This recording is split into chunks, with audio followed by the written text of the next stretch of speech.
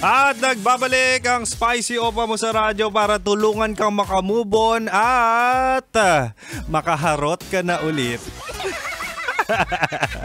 Ako pa rin to, si DJ Kim Chino. At syempre mahal, balik Chinitox tayo, usapang pag-ibig mula sa chinito ng buhay mo. Diba nga, isishare ko sa iyo ang 3 paraan para makamove on ka na.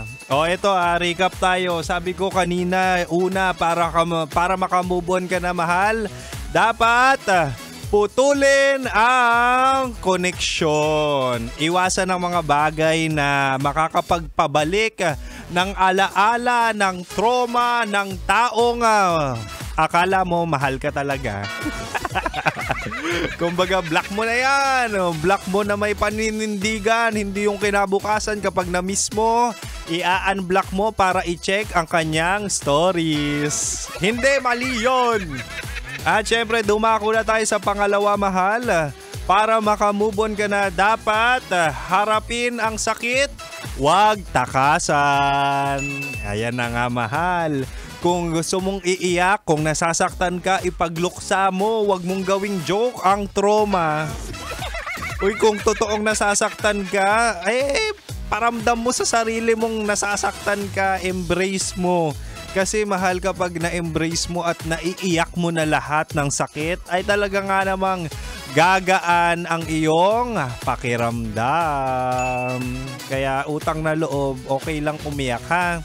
Iyak ka sa akin, dali. At syempre, dumako na tayo sa pangatlo't panghuli para makamove on. Dapat, ito na mahal, importante to, ibalik ang pagmamahal sa sarili. Yan, super important nito. So mahal, kung ibinuhos mo lahat sa maling tao, oras na para buuin mo naman yung sarili mo. Ito mahal, walang ibang tutulong sa'yo kundi ang sarili mo lang din. Kaya balik tayo sa goals. Kumbaga, alagaan ng health. Kilalanin ulit ang sarili kasi kahit iniwan ka niya, dapat wag na wag mong iiwan ang sarili mo. Kahit binigay mo yung sarili mo buong buo, ay naku mahal, dapat hanapin mo ulit yung mga fragments. Yung mga fragments ng sarili mo kasi wala talagang ikaw at ikaw lang din ang mag-aahon sa'yo sa pagkalugmok dahil sa maling tao na yan. Ang hilig mo kasi sa green flag. Ay mali, ang hilig mo kasi sa red flag.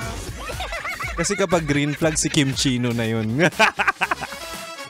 Anyway, mahala. Marami pa namang iba dyan. May kilala nga akong DJ na chinito. Ilang beses iniwan at sinaktan pero hindi sumuko sa pag-ibig. Try mong si Kim Chino.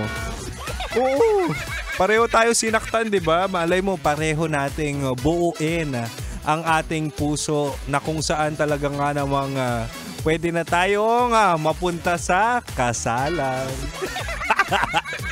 Uy, pero totoo yun, mahal. If ever, sabi ko sa sarili ko, since tumatanda na si Kim Chino, kapag ako nagkaroon ng jowa ngayon, yun na talaga yung gusto kong mapangasawa at looking forward na akong ikasal sa makikilala kong taong yun. Kasi nakakapagod ng makipag-date na yan. Totoo lang, mahal.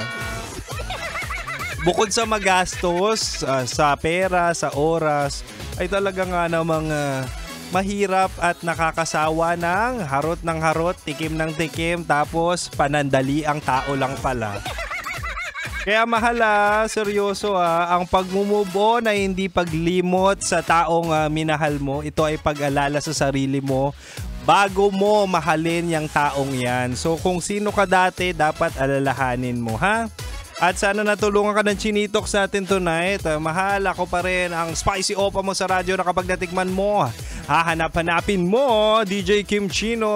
At syempre mahal, susunod na po si Rocky Terra sa kanyang programang Rocky's Secret Files. Kaya manatiling nakatutok dito lang sa 90.7 Love Radio. Kailangan pa bang i-memorize yan? Basic.